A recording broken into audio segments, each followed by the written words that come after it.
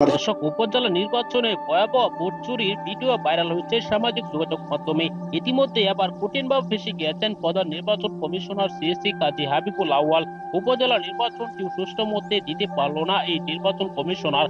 এবার সেনাবাহিনী কঠিনভাবে ক্ষিপ্ত হয়ে গিয়েছেন নির্বাচন কমিশনারের উপর। এমনকি যুক্তরাষ্ট্র কঠিন চাপ দিচ্ছে এই নির্বাচন আবারও দিতে হবে। দর্শক, আসুন কি কি অভিযোগ আসছে, ভোটাররা কি অভিযোগ করছেন সেই ভিডিওটি আগে দেখে আসি, তারপর সেনাবাহিনীর বক্তব্যটি শুনবো। দেখি এইটার ফুটেজ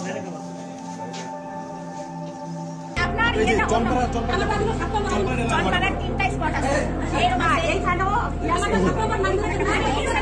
সম্মানিত দর্শক, সম্পূর্ণ ভিডিওটি দেখলেন।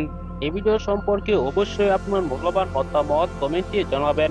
দর্শক, আমরা দেখতে পেরেছি যে জাতীয় নির্বাচন অনুষ্ঠিত হয়েছে, সেই নির্বাচনে ব্যাপক অনিয়ম ও ভোট চুরি দেখা গিয়েছে।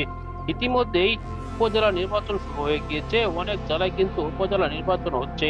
সেই নির্বাচনগুলাই অবাধ সুষ্ঠু নির্বাচন হচ্ছে না, সেই নির্বাচনেও ব্যালট পেপারে ছিল মারছে, এরকম ভিডিও কিন্তু একাধিক ভিডিও সামাজিক যোগাযোগ মাধ্যমে ভাইরাল হচ্ছে।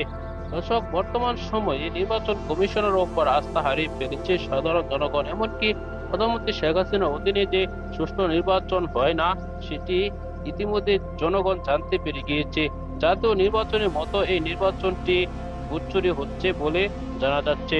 দর্শক, এই ভিডিওতে আপনারা প্রমাণ সহ কিছু তথ্য জেনেছেন।